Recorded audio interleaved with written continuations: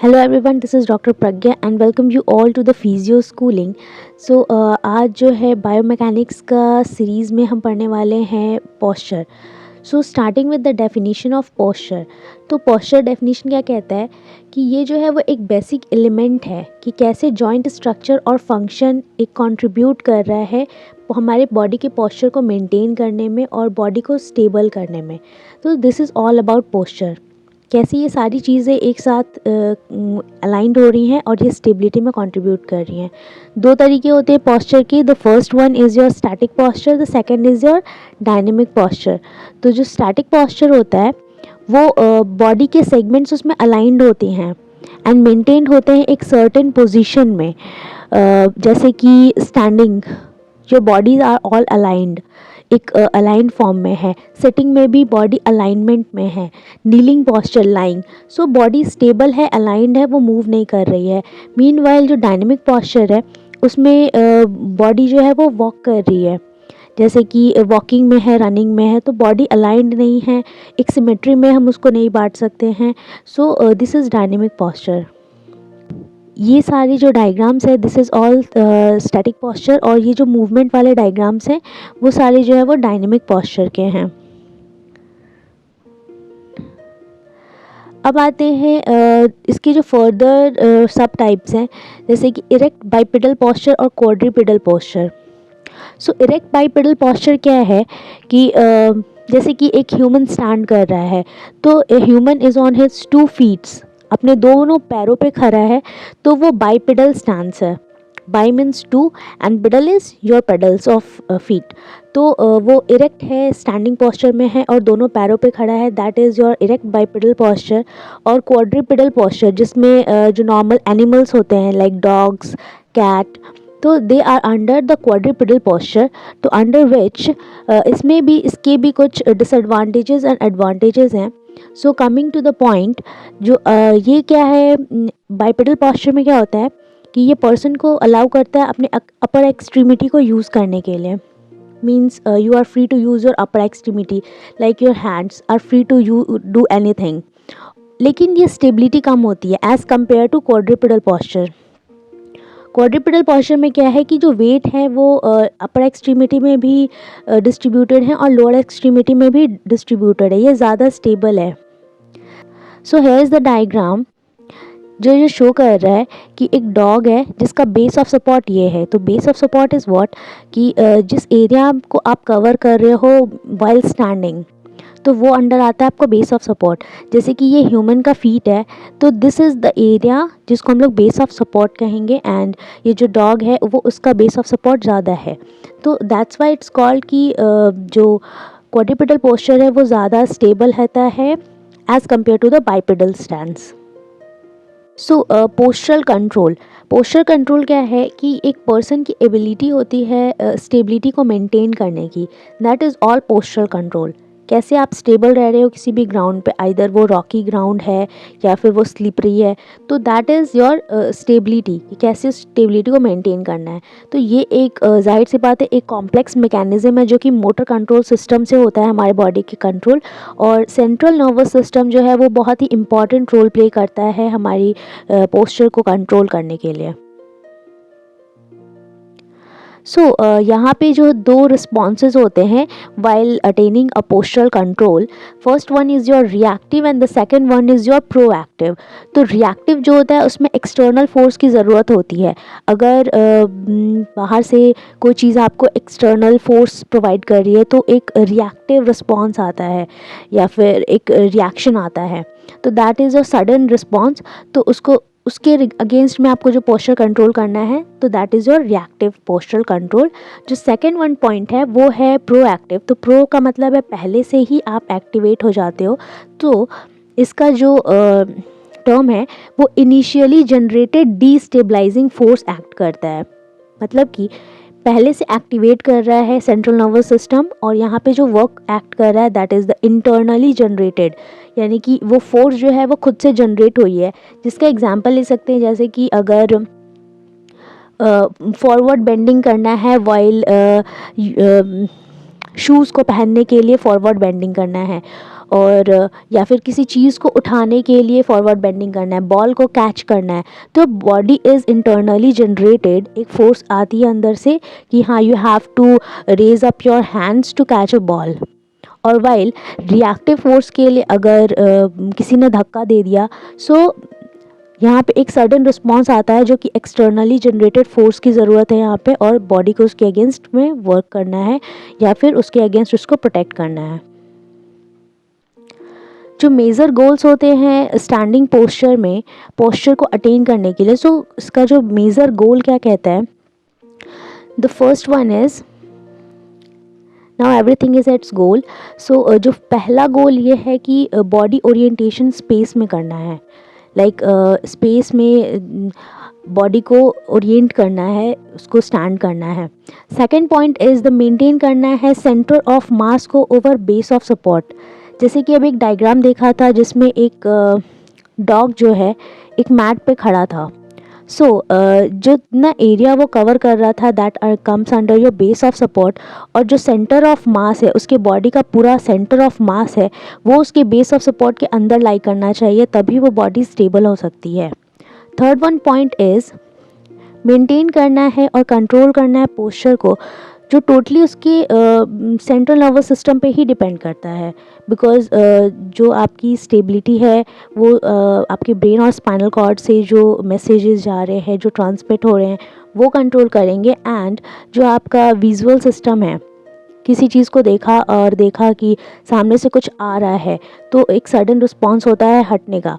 एक वेस्टिब्यूलर होता है, अगर कुछ सुन लिया कि हॉर्न है तो यू आर अलर्ट कि साइड हो जाना है और what. So muscular skeletal system work करता है, जो हमारे मसल्स हैं वो एक्ट करती हैं उस टाइम पे। So these are a combination of things जो एक्ट करता है पोस्चर को मेंटेन करने के लिए। The fourth one point comes that the CNS जो है वो प्रिडिक्ट कर लेता है और डिटेक्ट कर लेता है इंस्टेबिलिटी को। सो इट्स ऑब्वियस कि जितने भी इनअप्रोप्रिएट रिस्पॉन्सेज होते हैं, जितने भी सेंसरी स्टिमुलाई होते हैं, उसके अगेंस्ट जो हमारा सेंट्रल नर्वस सिस्टम है वो उसको पहले ही प्रिडिक्ट कर लेता है कि ये फर्दर इंस्टेबिलिटी होने वाली है। दैट वाई वो प्रॉपरली पहले से अपने फोकस्ड रहता है एंड वो उस चीज़ को डिटेक्ट करके बॉडी को पहले ही स्टेबलाइज कर लेता है, अलर्ट कर लेता है। The fifth one point is जब कोई भी ऑल्टर्ड इनपुट आएंगे, अगर स्टिमुलाई ही गलत होगा, अगर सेंसरी इन्फॉर्मेशन ही गलत होगी, so how can you predict the output correctly. अगर इन्फॉर्मेशन ही नहीं मिली है कि सामने से ट्रक आ रहा है या फिर सामने से डेंजर है, तो अपने बॉडी को पहले से कैसे स्टेबल करोगे कि वहाँ से हटना है। So it all depends on the sensory input जो आपकी पोस्चर को स्टेबल करता है, अलर्ट करता है।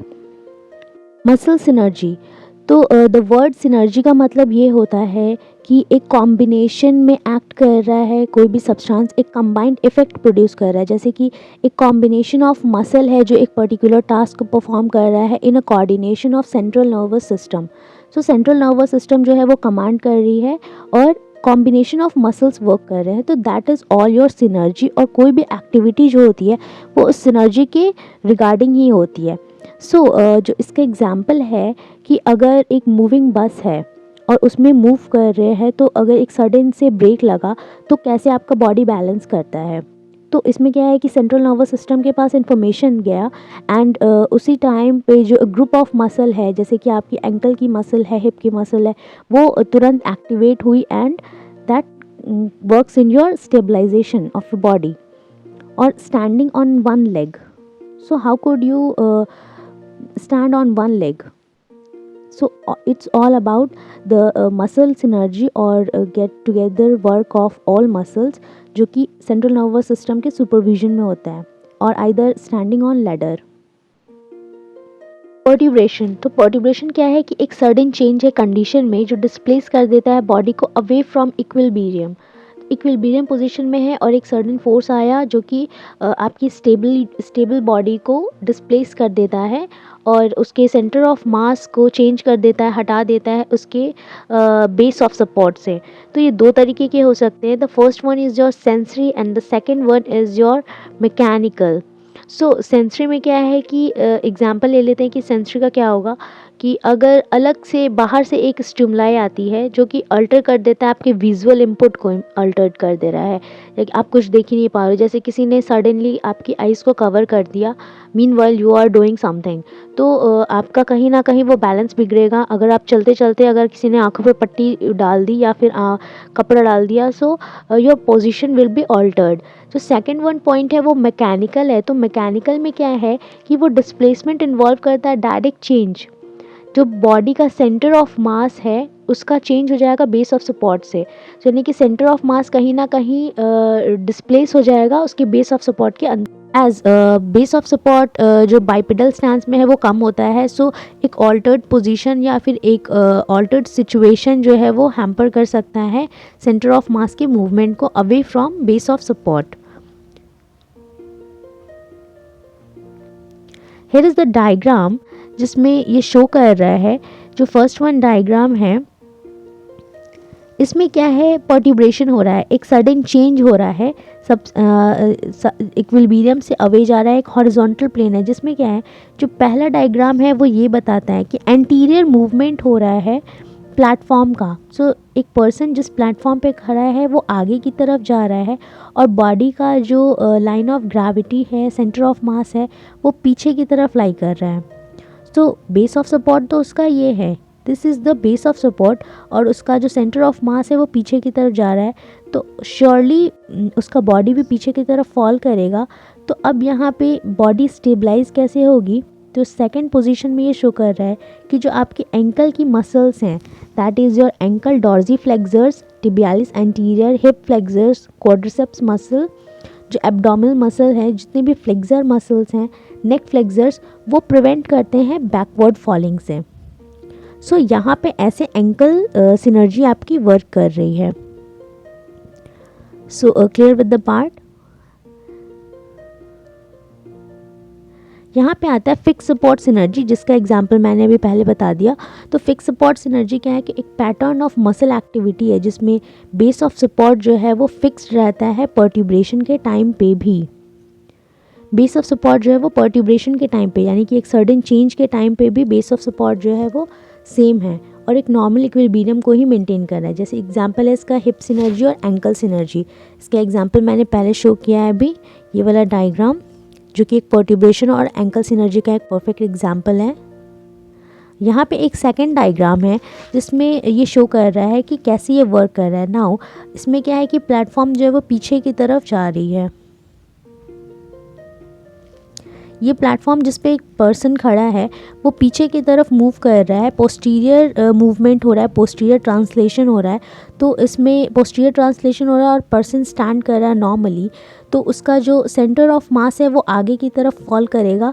सो श्योरली पर्सन भी है वो आगे की तरफ ही गिरेगा। लेकिन अब यहाँ पे इसके जो बैक मसल्स हैं, जो इसके जितने भी बैकवर्ड मसल्स हैं, वो यहाँ पे एक्ट कर रहे हैं इसको प्रिवेंट करने के लिए। आइदर वो हैमस्ट्रिंग मसल्स हो, गैस्ट्रोनीमियस हो, काफ मसल्स हो, या फिर इसके बैक मसल्स हो, अपर बैक मसल्स हो, वो सारे एक्ट कर रहे हैं इसको प्रिवेंट करने के लिए फॉरवर्ड फॉलिंग से।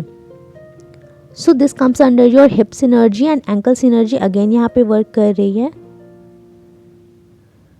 दिस इज़ अ डायग्राम जो कि शो कर रहा है एंकल सिनर्जी, यहाँ पे है second one diagram is your hip synergy, और एक स्टेप स्ट्रैटेजी है कि कैसे इसको वर्क करता है, कैसे एक अगर सेंटर ऑफ मास अगर बेस ऑफ सपोर्ट से आगे मूव कर रहा है तो कैसे बैलेंस करती है बॉडी हमारी मसल्स की एगोनिस्ट मसल्स और एंटागोनिस्ट मसल्स के हेल्प से।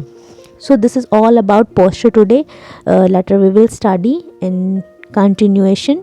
सो थैंक यू फॉर टुडे।